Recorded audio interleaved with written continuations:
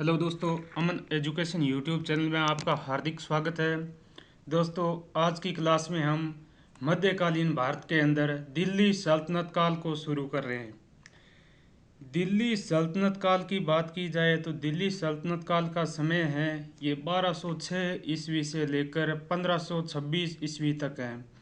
दिल्ली सल्तनत काल में 5 वंशों ने राज किया था।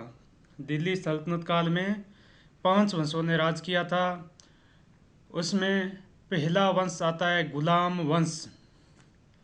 गुलाम वंश के अगर समय की बात की जाए तो गुलाम वंश का समय है 1206 ईस्वी से लेकर 1290 ईस्वी तक। और दिल्ली के अंदर सल्तनत काल में गुलाम वंश की नींव है ये कुतुबुद्दीन ऐबक ने रखी थी। उसके बाद में दूसरा वंश आता है दिल्ली में शासन करने वाला खिलजी वंश। खिलजी वंश के अगर समय की बात की जाए तो खिलजी वंश का समय है 1290 से लेकर 1320 ईस्वी तक। खिलजी वंश के बाद में तीसरा आता है तुगलक वंश। तुगलक वंश के समय की बात की जाए तो तुगलक वंश का समय है 1320 से लेकर 1414 ईस्वी तक। तुगलक वंश के बाद में चौथा वंश आता है सैयद वंश। सैयद वंश का समय रहा है 1414 ईस्वी से लेकर 1451 ईस्वी तक। और सैयद वंश के बाद में पांचवा और अंतिम वंश सल्तनत काल का वो है लोधी वंश। और लोधी वंश का समय है 1451 ईस्वी से लेकर 1526 ईस्वी तक। आज हम दिल्ली सल्तनत के अंदर पहला वंश गुलाम वंश के बारे में विस्तार से पढ़ेंगे। दोस्तों, अगर अभी तक हमारे चैनल को सब्सक्राइब नहीं किया है तो सबसे पहले चैनल को सब्सक्राइब कीजिए और नोटिफिकेशन ऑन कीजिए ताकि जो भी नया वीडियो बने उसका नोटिफिकेशन सबसे पहले आप तक पहुंच सके और आप उस क्लास को देख सको। दिल्ली सल्तनत काल है दोस्तों, ये आपको बहुत ही बेहतरीन तरीके से पढ़ाया जाएगा और एक बार पढ़ने मात्र से ही आप दिल्ली सल्तनत को बहुत ही आसानी से याद कर सकते हो। दोस्तों, वीडियो को बीच में स्किप मत करो, वीडियो को पूरा देखो। अगर बीच में स्किप कर दिया तो दिल्ली सल्तनत काल बिल्कुल भी समझ में नहीं आएगा। दोस्तों, जितना आप दिल्ली सल्तनत काल को हार्ड समझते हो, दिल्ली सल्तनत काल बहुत ही इजी है। अगर आपने पहले दिल्ली सल्तनत काल को पढ़ा है तो दिल्ली सल्तनत काल को आप एक ही वीडियो में दिल्ली सल्तनत काल की आज हम गुलाम वंश का पहला पार्ट कुतुबुद्दीन ऐबक को पढ़ाने जा रहे हैं। और कुतुबुद्दीन ऐबक को आप एक ही वीडियो में बहुत ही आसानी से ज़िंदगी भर के लिए याद कर सकते हो।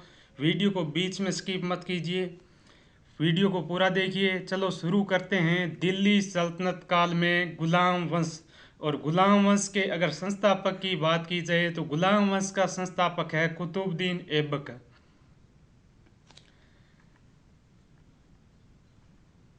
दिल्ली सल्तनत में 5 वंशों ने राज किया था।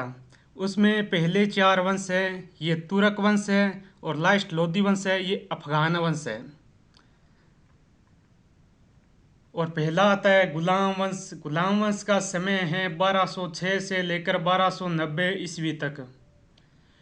गुलाम वंश के संस्थापक है कुतुबुद्दीन ऐबक। गुलाम वंश के संस्थापक है कुतुबुद्दीन ऐबक। और कुतुबुद्दीन ऐबक का शासनकाल है ये 1206 ईस्वी से लेकर 1210 ईस्वी तक है। कुतुबुद्दीन ऐबक का शासनकाल है ये 1206 से लेकर 1210 ईस्वी तक है। अगर कुतुबुद्दीन ऐबक के वंश की बात की जाए तो दोस्तों कुतुबुद्दीन ऐबक है ये यामिनी वंश का इल्बरी तुर्क था। अगर आपसे पूछ लिया जाए एग्जाम में क्वेश्चन कुतुबुद्दीन ऐबक किस वंश से था तो कुतुबुद्दीन ऐबक है ये यामिनी वंश से और इल्बरी तुर्क था। उसके बाद में दोस्तों कुतुबुद्दीन ऐबक को बचपन में ही इनके माता पिता है वो फारस के एक काजी अब्दुल कोकी को बेच देते हैं। और काजी अब्दुल कोकी है वो कुतुबुद्दीन ऐबक को उनके माता पिता से खरीद लेता है। और उसके बाद में कुछ समय बाद में क्या है कोकी की मृत्यु हो जाती है। काजी अब्दुल कोकी की क्या है, कुछ समय बाद में मृत्यु हो जाती है। और थोड़े समय बाद में काजी अब्दुल कोकी के जो पुत्र है, वे कुतुबुद्दीन ऐबक को मोहम्मद गोरी को बेच देते हैं। किसको बेच देते हैं? मोहम्मद गोरी को बेच देते हैं आगे। और मोहम्मद गोरी है, ये कुतुबुद्दीन ऐबक को खरीद लेता है। और बाद में मोहम्मद गोरी है, ये कुतुबुद्दीन ऐबक को अमीर ए अखूर का पद देता है। दोस्तों, अमीर ए अखूर क्या होता है? ये असफ साला का प्रधान है। असफ साला के प्रधान का पद है अमीर ए अखूर। अगर आपसे पूछ लिया जाए मोहम्मद गोरी ने कुतुबुद्दीन ऐबक को अपने दरबार में खरीदने के बाद में किस पद पर तैनात किया था, तो वो है अमीर ए अखूर। और अमीर ए अखूर क्या होता है दोस्तों? ये होता है असफ साला का प्रधान। मोहम्मद गोरी ने कुतुबुद्दीन ऐबक को अपने दरबार में असफ साला का प्रधान बना दिया था।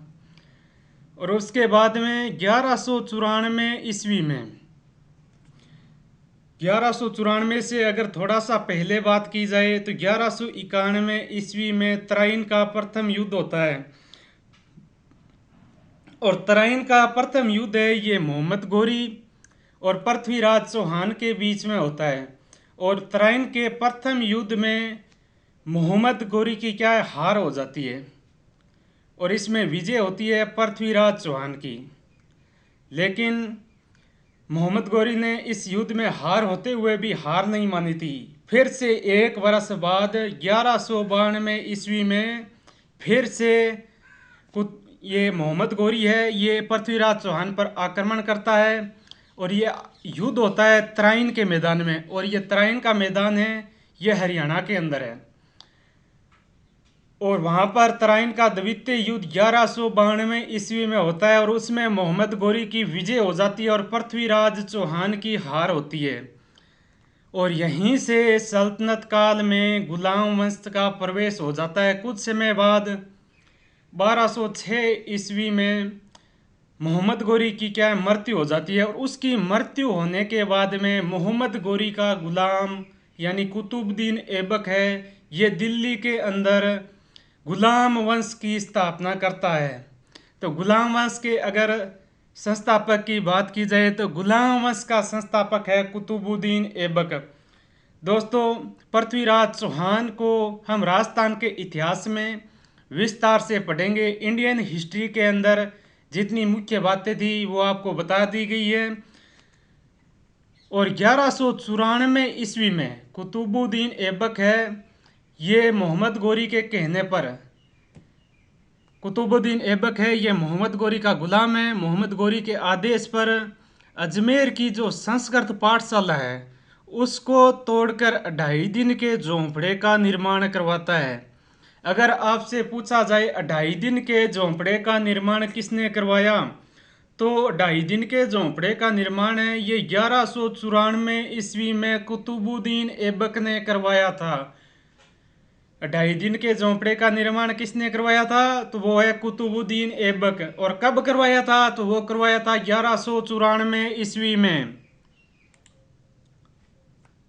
और 2.5 दिन के झोंपड़े की जगह पहले एक संस्कृत पाठशाला थी।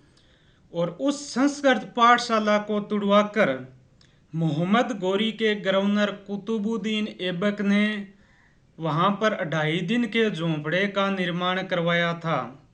दोस्तों, अगर 2.5 दिन के झोंपड़े की बात की जाए, अगर उसका नाम 2.5 दिन का झोंपड़ा क्यों रखा गया, तो वहाँ पर पंजाब साहिब पीर का 2.5 दिन का उर्स लगता है, इसलिए उसका नाम 2.5 दिन का झोंपड़ा कर दिया गया। अगर उर्स की बात की जाए दोस्तों, उर्स होता है मेला। पंजाब साहिब पीर का 2.5 दिन का मेला भरता है, इसलिए उसका नाम 2.5 दिन का झोंपड़ा कर दिया। उसके बाद में दोस्तों कुतुबुद्दीन ऐबक के राज्याभिषेक की बात की जाए तो कुतुबुद्दीन ऐबक का राज्याभिषेक है ये 25 जून 1206 ईस्वी को लाहौर में हुआ था। और राज्याभिषेक होने के बाद में अपनी प्रथम राजधानी भी कुतुबुद्दीन ऐबक लाहौर को ही बनाते हैं। अगर दोस्तों कुतुबुद्दीन ऐबक के उपनामों की बात की जाए तो कुतुबुद्दीन ऐबक के उपनाम है दोस्तों दास है, मामूलक है, सिपह सालार है, बंदगा है। इन उपनामों से कुतुबुद्दीन ऐबक को पुकारा जाता था। उसके बाद में दोस्तों कुतुबुद्दीन ऐबक को लाख बख्श और पील बख्श के नाम से भी पुकारा जाता था। दोस्तों कुतुबुद्दीन ऐबक को लाख बख्श और पील बख्श के नाम से क्यों पुकारा जाता था? तो कुतुबुद्दीन ऐबक को लाख बख्श से क्योंकि कुतुबुद्दीन ऐबक ने लाखों रुपयों का दान किया था और साथ में हाथियों का दान भी किया था, इसलिए इसे लाख बख्श और हाथियों के दान के कारण इसे पील बख्श के नाम से भी पुकारा जाता है। अगर दोस्तों एग्जाम में आपसे पूछ लिया जाए लाख बख्श के नाम से किसे पुकारा जाता है, तो लाख बख्श के नाम से कुतुबुद्दीन ऐबक को पुकारा जाता है। और आपसे पूछ लिया जाए पील बख्श के नाम से किसे पुकारा जाता है, तो पील बख्श के नाम से भी कुतुबुद्दीन ऐबक को ही जाना जाता है। और दोस्तों ये मोहम्मद गोरी का गुलाम था और मोहम्मद गोरी का ही दामाद था। कुतुबुद्दीन ऐबक है ये मोहम्मद गोरी का गुलाम था और मोहम्मद गोरी का ही दामाद था। और ये कुतुबुद्दीन ऐबक है दोस्तों, कुतुबुद्दीन ऐबक ने गजनी के यलदौज को तो अपना दामाद बनाया और मुल्तान सिंध के कुबाचा को अपना बहनोई और इल्तुतमिश को अपना दामाद बनाया। और इल्तुतमिश है दोस्तों आगे ये सल्तनत काल में वास्तविक संस्थापक की बात की जाए तो सल्तनत काल में वास्तविक संस्थापक के रूप में इल्तुतमिश दिल्ली सल्तनत का शासक बनता है और यही सुल्तान कहलाने की उपाधि प्राप्त करता है। अगर सुल्तान कहलाने की उपाधि की बात की जाए तो सुल्तान कहलाने की उपाधि कौन प्राप्त करता है? इल्तुतमिश सुल्तान कहलाने की उपाधि प्राप्त करता है। दोस्तों सुल्तान की उपाधि है ये सबसे पहले महमूद गजनवी ने धारण की थी और ये सुल्तान की उपाधि है। ये उपाधि दोस्तों बगदाद के खलीफा से ली जाती थी। सुल्तान कहलाने की उपाधि है ये किससे ली जाती थी? तो सुल्तान कहलाने की उपाधि है ये बगदाद के खलीफा से ली जाती थी। अगर दोस्तों एग्जाम में क्वेश्चन आ जाए गुलामों का गुलाम किसे कहा जाता है, तो गुलामों का गुलाम है ये कुतुबुद्दीन ऐबक को कहा जाता है। इससे पहले मोहम्मद गोरी भी एक गुलाम था और उसका गुलाम कौन था? कुतुबुद्दीन ऐबक। इसलिए गुलामों का गुलाम भी कुतुबुद्दीन ऐबक को ही कहा जाता है। और दोस्तों अगर बात की जाए कुतुबुद्दीन ऐबक है ये गजनी के यलदौज को तो अपना दामाद और मुल्तान सिंध के कुबाचा को बहनोई और इल्तुतमिश को भी अपना दामाद बनाता है। क्यों बनाता है ये अपना दामाद और बहनोई? तो दोस्तों इसके पीछे ये राज था कि जब मोहम्मद गोरी की मृत्यु होती है, मोहम्मद गोरी की मृत्यु होने के बाद गजनी का सिंहासन है उसका कोई दूसरा हकदार नहीं बन सके और उसका हकदार कौन बने? उसका हकदार है ये कुतुबुद्दीन ऐबक ही बने। इसलिए दोस्तों उसके साथ में ये संबंध बनाता है। और 1206 ईस्वी में मोहम्मद गोरी की मृत्यु होने के बाद में गजनी का 40 दिन तक शासक बनता है। कौन बनता है गजनी का 40 दिन तक शासक? 1206 ईस्वी में मोहम्मद गोरी की मृत्यु हो जाती है और उसके बाद में गजनी का 40 दिन तक शासक है ये कुतुबुद्दीन ऐबक बनता है। और उसके बाद में मोहम्मद गोरी का एक दूसरा गुलाम था एलदौज। क्या नाम था? एलदौज। एलदौज दोस्तों कुतुबुद्दीन ऐबक पर आक्रमण कर देता है और उसमें कुतुबुद्दीन ऐबक की हार हो जाती है और कुतुबुद्दीन ऐबक वहां से भागकर कहाँ जाता है? इंडिया में आ जाता है। और इंडिया में 1206 ईस्वी में गुलाम वंश की स्थापना कर देता है। और गुलाम वंश के अगर संस्थापक की बात की जाए तो गुलाम वंश का संस्थापक है कुतुबुद्दीन ऐबक। और कुतुबुद्दीन ऐबक ने 4 वर्षों तक दिल्ली सल्तनत पर शासन किया और 1210 ईस्वी में क्या है दोस्तों इसकी मृत्यु हो जाती है। अगर सर्वप्रथम जजिया कर की बात की जाए सल्तनत काल में सर्वप्रथम जजिया कर है ये कुतुबुद्दीन ऐबक ने ही शुरू किया था। और कुतुबुद्दीन ऐबक है, इसी ने वजीर पद का प्रारंभ किया था। वजीर पद क्या होता है दोस्तों? ये प्रधानमंत्री का पद होता है। जैसे अपने इंडिया के अंदर प्रधानमंत्री नरेंद्र मोदी है, उसी तरह राजा के आगे एक प्रधानमंत्री का पद होता था। अगर वर्तमान में अपने राजा की बात की जाए तो राजा की सीट पर कौन बैठते हैं? राजा की सीट पर बैठे हैं रामनाथ कोविंद। रामनाथ कोविंद तो दोस्तों एक राजा कहलाए। और उसके आगे प्रधानमंत्री कौन है? प्रधानमंत्री है नरेंद्र मोदी। उसी तरह कुतुबुद्दीन ऐबक है, ये तो राजा था और उसके आगे प्रधानमंत्री पद का प्रारंभ भी कुतुबुद्दीन ऐबक ने ही किया था। और अपना पहला प्रधानमंत्री है, प्रथम वजीर है, ये किसे नियुक्त करता है? तो वो पहला प्रधानमंत्री यानी प्रथम वजीर है, वो फखे मुदीबर को नियुक्त करता है। अगर आपसे एग्जाम में पूछ लिया जाए कुतुबुद्दीन ऐबक ने अपना प्रथम प्रधानमंत्री यानी प्रथम वजीर किसे बनाया, तो कुतुबुद्दीन ऐबक है, ये अपना प्रथम वजीर है, वो बनाता है फखे मुदीबर को। किसको? फखे मुदीबर को।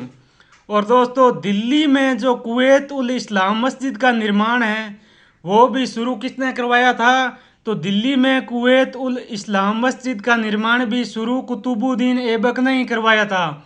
और इसका निर्माण अपने गुरु कुतुबुद्दीन अब इसका निर्माण है शुरू करवाता है दोस्तों, ये अपने गुरु शेख कुतुबुद्दीन बख्तियार काकी की याद में शुरू करवाता है।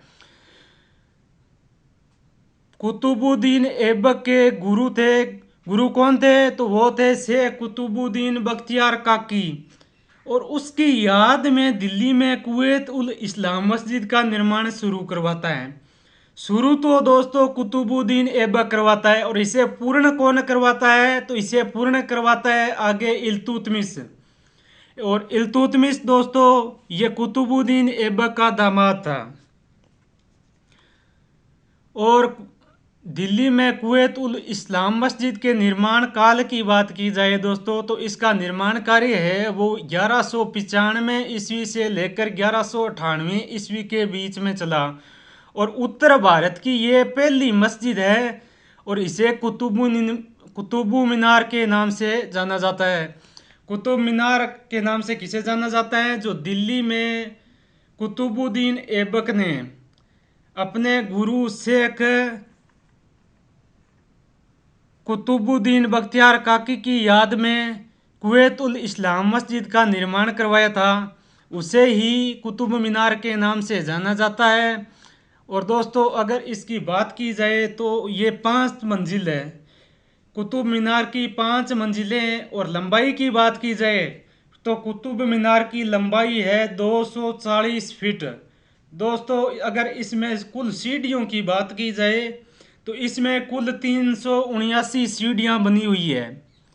और ये कहाँ पर है? ये दिल्ली में है। और सल्तनत काल की ये उत्तर भारत की पहली मस्जिद थी जिसका निर्माण शुरू तो करवाया था कुतुबुद्दीन ऐबक ने। और इसे पूर्ण कौन करवाता है? तो इसे पूर्ण करवाता है इल्तुतमिश। उसके बाद में दोस्तों 1210 ईस्वी में लाहौर में चौगान यानी पोलो खेलते समय घोड़े से गिरने से कुतुबुद्दीन ऐबक की क्या है? मृत्यु हो जाती है। और उसकी मृत्यु होने के बाद लाहौर के पास में अनारकली बाजार में इसे दफना दिया जाता है।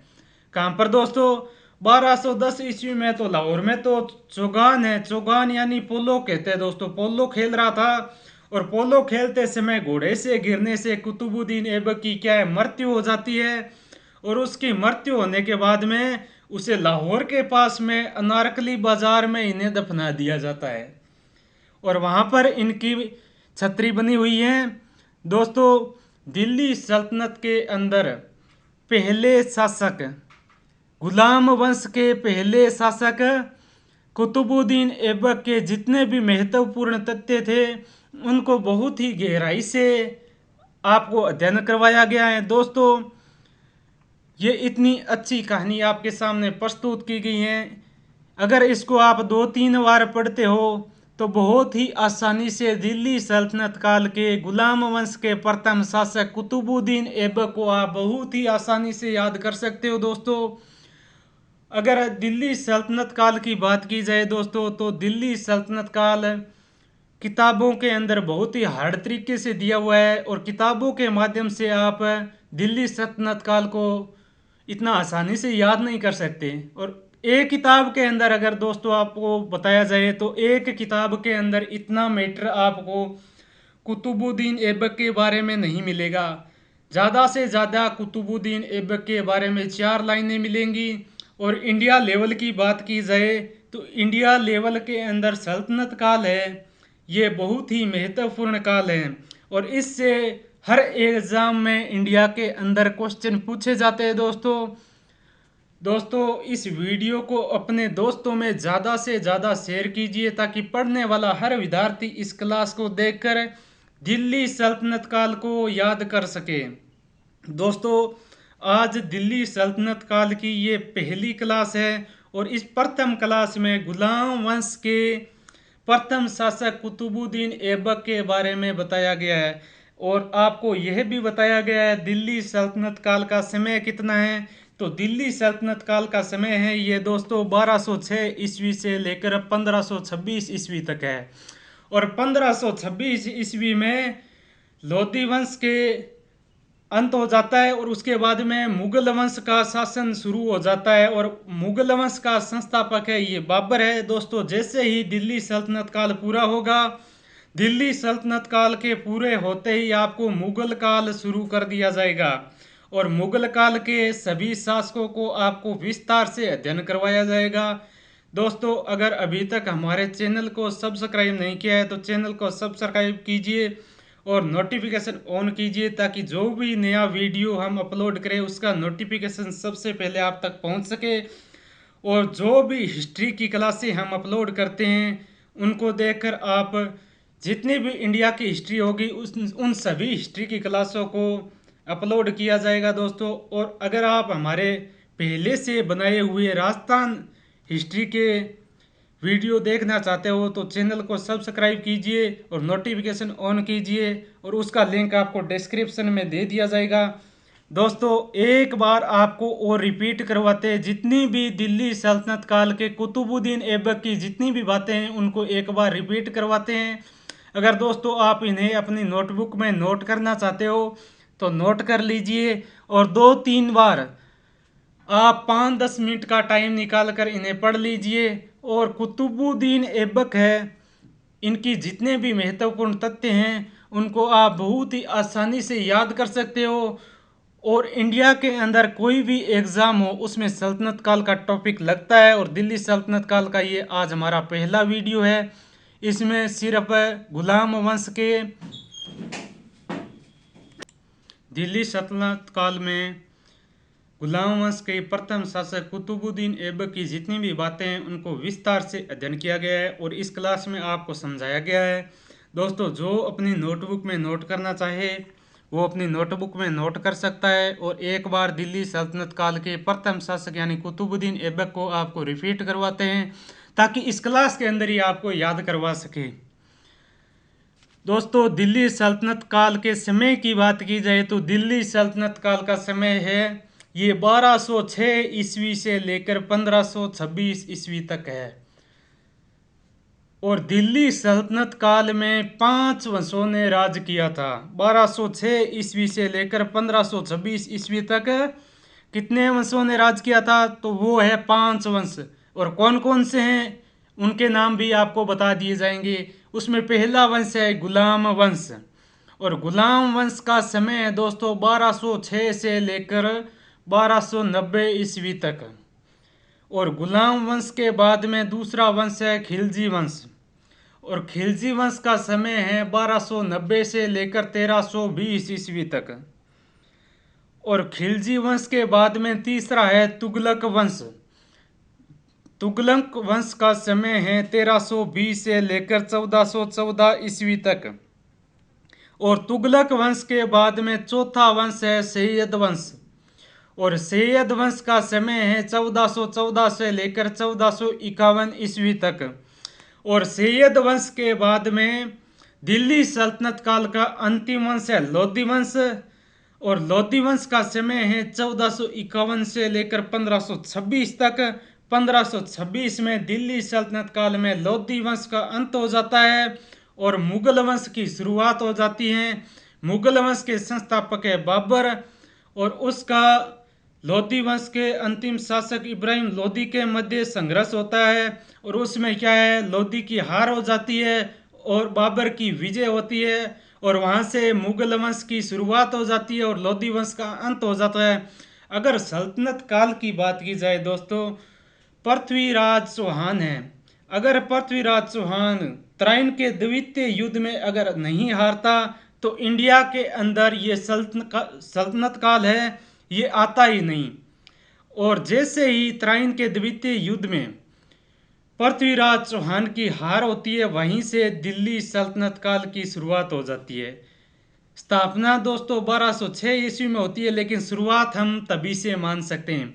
अगर तराइन के द्वितीय युद्ध में पृथ्वीराज चौहान की विजय होती तो इंडिया के अंदर दिल्ली सल्तनत का प्रवेश नहीं होता और न ही अजमेर में बनी हुई 1194 ईस्वी में अजमेर में बनी हुई संस्कृत पाठशाला को तुड़वाया जाता और न ही उसे क्या एक मस्जिद के रूप में बदला जाता। तो चलो दोस्तों, दिल्ली सल्तनत में पहले 4 वंश है ये तुर्क वंश है और लास्ट अंतिम जो लोधी वंश है ये अफगान वंश है। दोस्तों ये अफगान थे और पहले 4 वंश है ये तुर्क वंश थे और उसके बाद में अपना पहला आता है गुलाम वंश।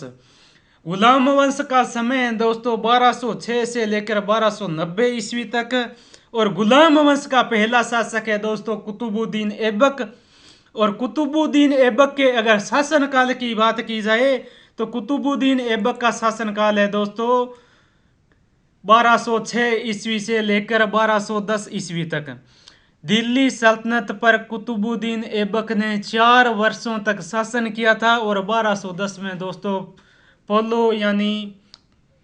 पोलो खेलते समय घोड़े से गिरने से कुतुबुद्दीन ऐबक की मृत्यु हो जाती है और वहीं से आगे नया शासक दूसरा बन जाता है। दोस्तों आज पढ़ रहे हैं आज की क्लास में हम कुतुबुद्दीन ऐबक को और कुतुबुद्दीन ऐबक है दोस्तों ये यामिनी वंश का इल्बरी तुर्क था। कुतुबुद्दीन ऐबक है ये यामिनी वंश से था और इल्बरी तुर्क था।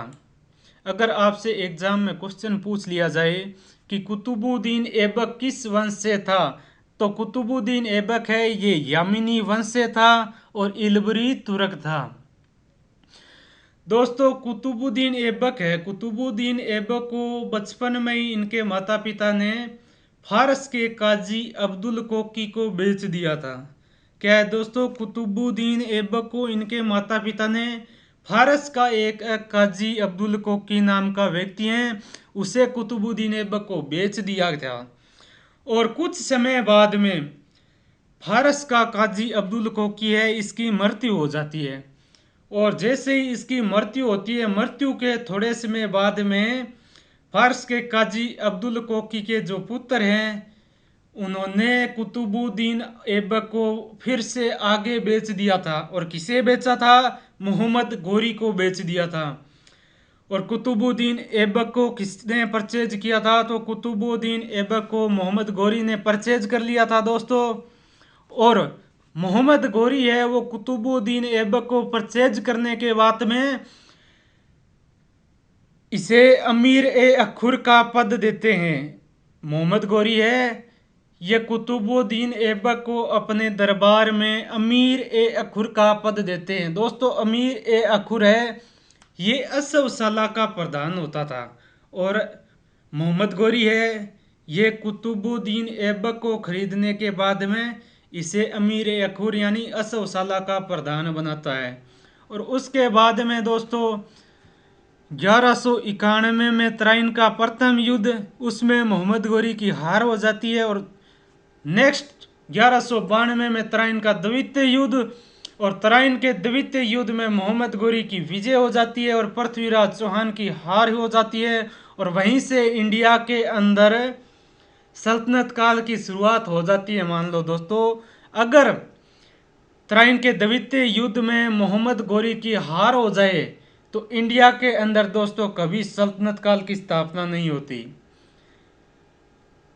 उसके बाद में दोस्तों 1194 ईस्वी में मोहम्मद गोरी का गवर्नर है दोस्तों कौन, कुतुबुद्दीन ऐबक। और ये कुतुबुद्दीन ऐबक है, ये अजमेर की जो संस्कृत पाठशाला है उसे तुड़वाकर 2.5 दिन के झोंपड़े का निर्माण करवा देता है।